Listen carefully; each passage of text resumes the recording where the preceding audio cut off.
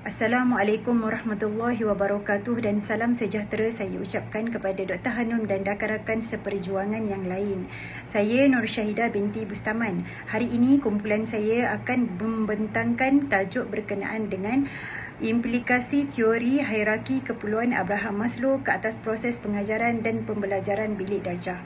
Sebelum saya memulakan perbentangan kami pada hari ini, izinkan saya terlebih dahulu memperkenalkan ahli kumpulan kami. Kumpulan kami terdiri daripada 7 orang. Yang pertama, Mubarak. Yang kedua, Azfar. Yang ketiga, Nik Qurrata Aini. Yang keempat, Nur Nadiah. Yang kelima, Fatin. Yang keenam, Sarminal. Dan yang ketujuh adalah Nur Syahidah. Assalamualaikum, saya Asfar Afif dan saya akan memberikan pengenalan tentang topik yang kami lakukan. Psikologi pendidikan merupakan bidang psikologi yang mempelajari bagaimana individu belajar, mengajar dan berkembang dalam konteks pendidikan. Psikologi pendidikan ini penting kepada guru untuk meningkatkan hasil proses pembelajaran di dalam kelas. Antara kepentingannya ialah pemahaman perbezaan pelajar, mewujudkan persekedaran pembelajaran yang kondusif di dalam kelas, memilih strategi dan kaedah pembelajaran, memberikan bimbingan kepada pelajar dan membuat penilaian hasil pembelajaran. Terdapat banyak teori dan model penting dalam psikologi pendidikan. Salah satunya ialah teori hierarki keperluan oleh Abraham Maslow. Assalamualaikum dan salam sejahtera. Saya Mubarak bin Mahazir akan meneruskan pembentangan berkaitan dengan teori hierarki keperluan Maslow. Teori Abraham Maslow banyak digunakan dalam kajian berkenaan dengan psikologi, kajian awam, dan juga pendidikan. Teori ini terbahagi kepada beberapa bahagian yang membentuk satu hierarki piramid yang melambangkan kesinambungan di antara pecahan bahagian-bahagian tersebut.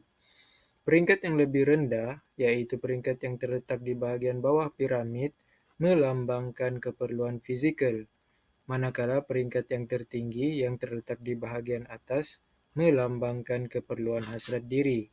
Seseorang individu perlu memenuhi kesemua 5 keperluan asas mengikut susunannya, supaya individu itu akan lebih berkeyakinan dan bermotivasi untuk mencapai konsep kendiri yang positif.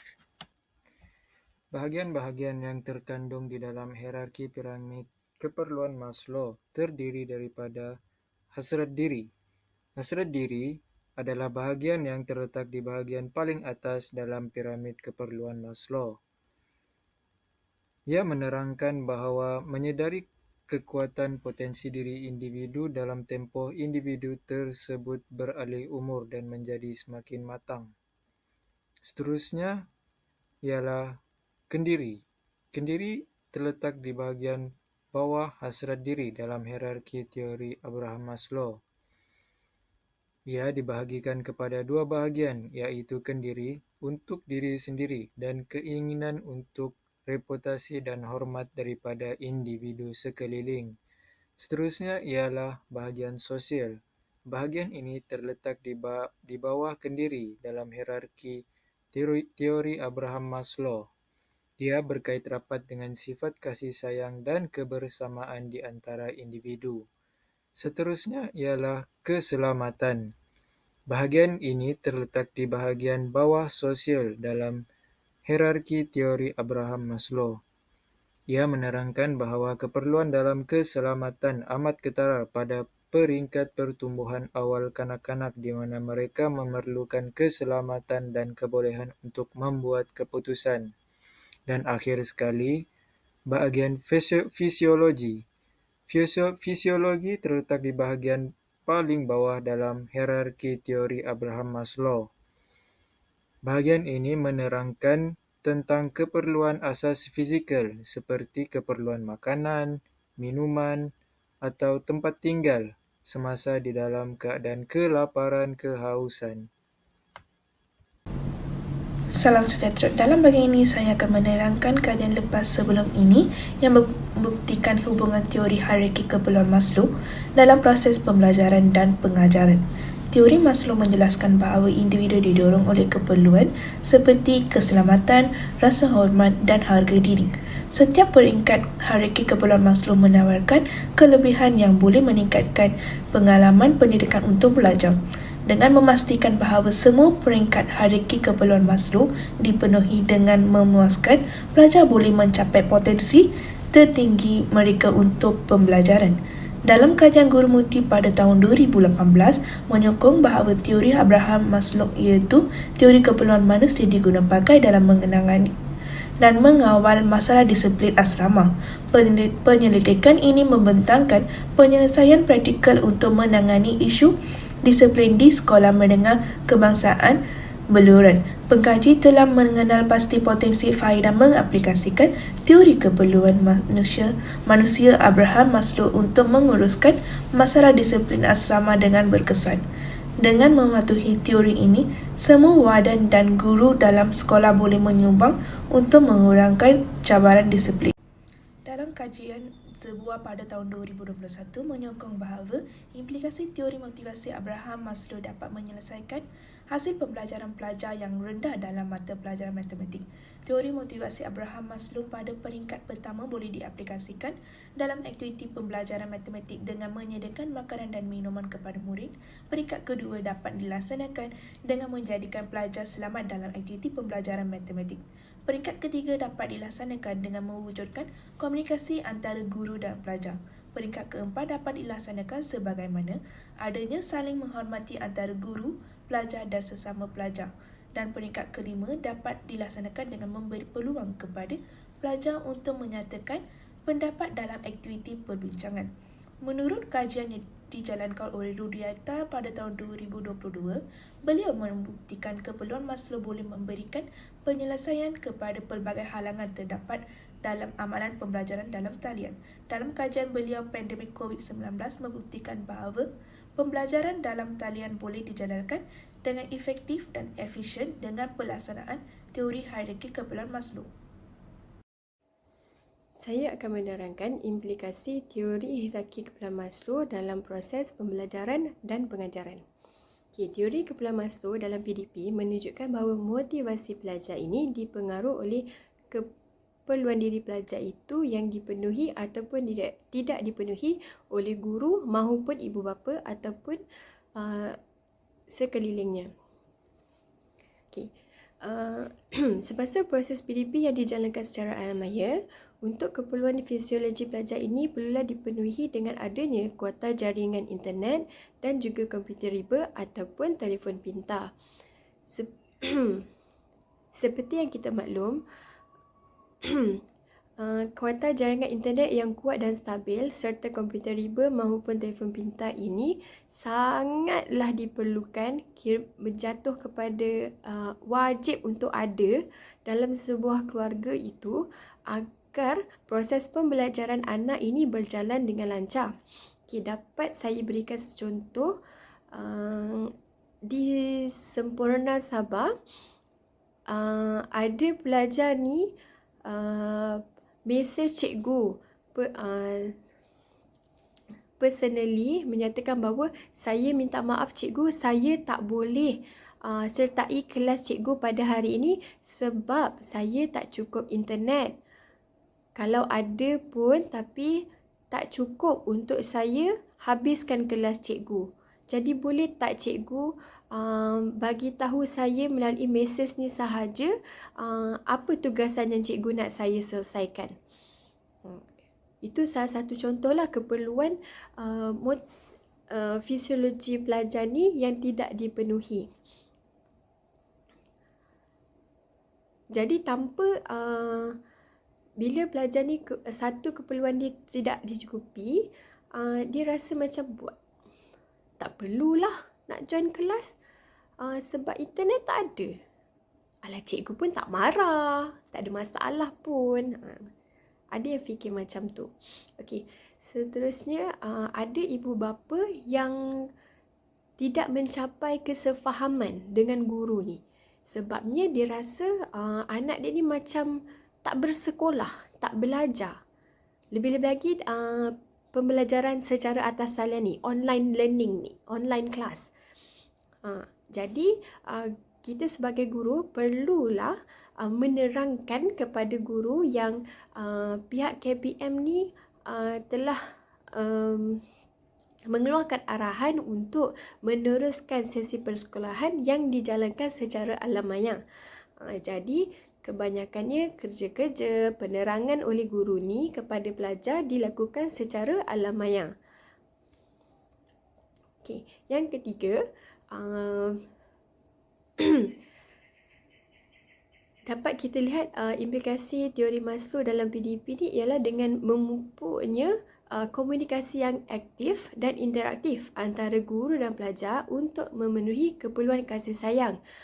Contohnya kat sini, bila dalam PKP tu, guru ni akan selalu tanya dekat pelajar dia. Contohnya macam mak saya sendiri, dia akan tanya, dia akan follow up dengan pelajar dia, awak faham tak apa yang saya terangkan ni? Awak boleh masuk kelas saya tak secara online ni? Kita boleh buat tak kelas kita menggunakan aplikasi Google Meet?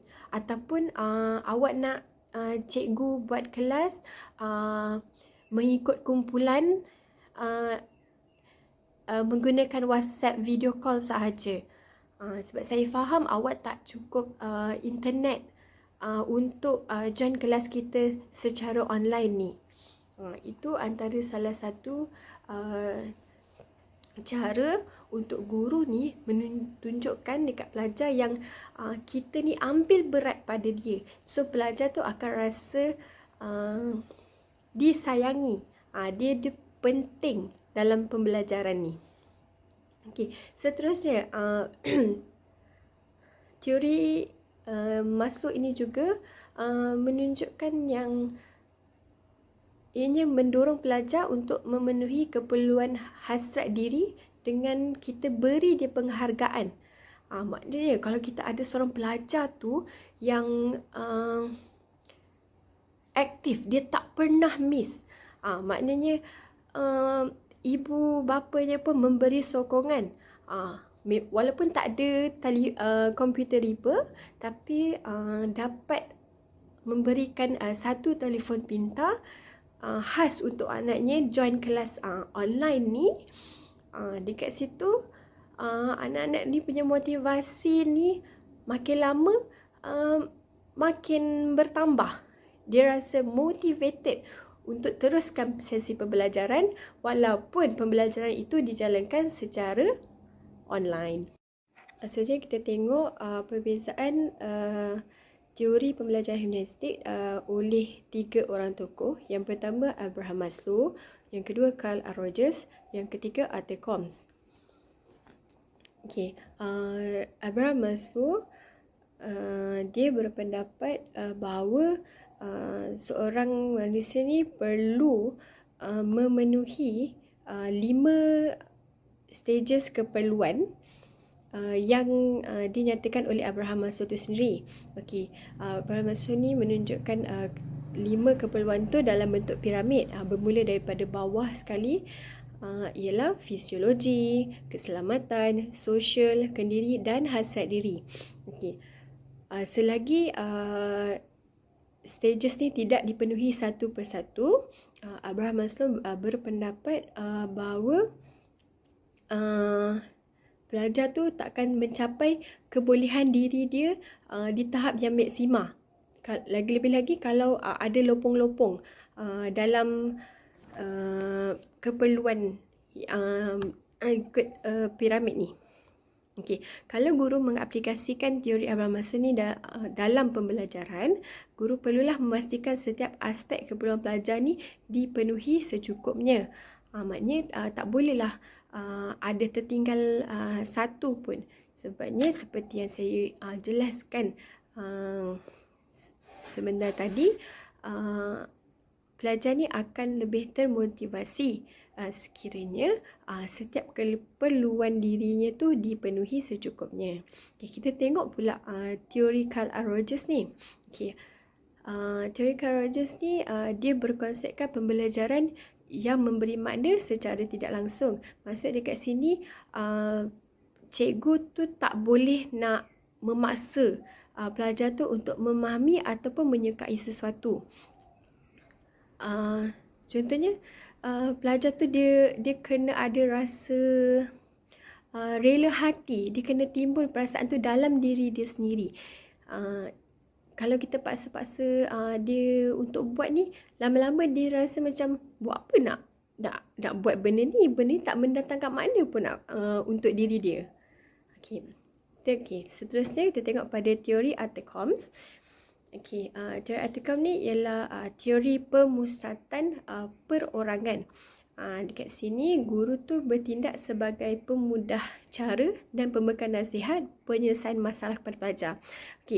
Person-centered theory, maksud dekat sini guru tu dia tak selesaikan masalah pelajar, tapi dia bimbing pelajar tu untuk selesaikan masalah dia sendiri. Walaupun ketiga-tiga tokoh kita ni berbeza pendapat, tetapi fokus utama ketiga-tiga tokoh ini ialah untuk menghasilkan pelajar yang bermotivasi, berkebolehan kendiri dan berdaya saing. Seterusnya, kita akan melihat kepada aplikasi teori dalam PNP. Guru-guru perlu memastikan pelajar mengamalkan pengambilan sarapan yang seimbang dan menjalani gaya hidup yang sihat. Sebagai contoh, RMT sangat membantu B40 dalam memenuhi keperluan harian mereka. Guru juga perlu bertanggungjawab dalam memastikan pelajar mereka menjalani kehidupan yang sihat dengan menyertai sukan dan kurikulum yang dijalankan di sekolah. Bagi bahagian keselamatan pula, guru dan pihak sekolah perlu memastikan struktur bangunan, prasarana dan aktiviti yang dijalankan bebas daripada risiko bahaya kepada para pelajar. Kesedaran amalan keselamatan juga sangat membantu dan harus dititik beratkan kepada pelajar, seperti memperketatkan disiplin pelajar, pemasangan CCTV dan pintu kawalan automatik juga membantu dalam memantau aktiviti di sekolah. Persekitaran yang selamat akan meningkatkan motivasi kepada para pelajar serta mewujudkan persekitaran dan psikososial yang baik di sekolah. Seterusnya, saya Nur Nadia akan terangkan aplikasi teori pembelajaran Abraham Maslow yang ketiga, iaitu keperluan sosial. Guru di sekolah seharusnya peka dan prihatin terhadap setiap pelajar di sekolah dengan memberi sokongan emosi dan peluang untuk mengembangkan hubungan positif dalam memenuhi keperluan sosial mereka di sekolah. Hal ini demikian kerana ianya dapat membantu pelajar untuk berinteraksi dan mencari hubungan interpersonal di sekolah. Kemudian bagi teori keperluan kendiri pula, guru hendaklah memberikan peluang kepada pelajar untuk membuat pilihan dan keputusan dalam proses pembelajaran. Hal ini demikian kerana ianya dapat membantu untuk memenuhi keperluan autonomi pelajar di mana mereka akan berasa mempunyai kuasa untuk membuat keputusan dan juga mereka lebih berdikari dalam proses pembelajaran mereka. Dan yang terakhir, bagi teori keperluan hasrat diri, guru perlu membantu pelajar untuk mengenal pasti bakat dan minat mereka dan memberi peluang kepada mereka untuk mengembangkan potensi dalam bidang yang mereka minati. Dengan ini, pelajar dapat mengenal pasti minat dan bakat mereka pada peringkat awal dan membantu mereka untuk membuat pilihan karier yang lebih baik pada masa hadapan. Kritikan teori Abraham Maslow ialah Abraham Maslow mempunyai kelebihan yang tersendiri yang mana ia mementingkan keperluan utama pelajar dipenuhi dahulu bagi memastikan motivasi pelajar meningkat. Hal ini disokong oleh Gunawan Zebua 2021 yang mana beliau menjalankan kajian dengan mengaplikasikan teori Abraham Maslow ini secara bertahap kepada para pelajar. Ia mampu mempengaruhi minat pelajar terhadap mata pelajaran matematik. Pelajar juga akan menunjukkan minat dan terdorong untuk belajar apabila keperluan kekurangan mereka seperti makanan, minuman, rasa selamat, rasa dipunyai dan esteem kendiri mereka dipenuhi. Oleh hal yang demikian, barulah seorang guru dapat melihat kecerdasan pelajar dan dapat mengetahui tahap pencapaian seseorang pelajar tersebut secara optimum di dalam kelas dan di sekolah. Terima kasih kepada sahabat saya, Fatin. Akhirnya kita sampai ke part yang terakhir dalam perbincangan kita pada hari ini, iaitu rumusan. Secara ringkasnya, implikasi teori hierarki keperluan Abraham Maslow dalam proses pengajaran dan pendidikan dalam bilik darjah ini sangat memberikan kesan yang positif. Dengan mengaplikasikan teori ini, hasil pengajaran dan pembelajaran di dalam bilik darjah meningkat. Selain itu juga, guru menjadi lebih peka dan bijak menentukan keperluan seorang pelajar. Guru juga dapat mengaturkan strategi dan fikirkan alternatif lain yang lebih praktikal demi kecemerlangan yang maksimum. Sekian sahaja daripada kumpulan kami. Assalamualaikum warahmatullahi wabarakatuh.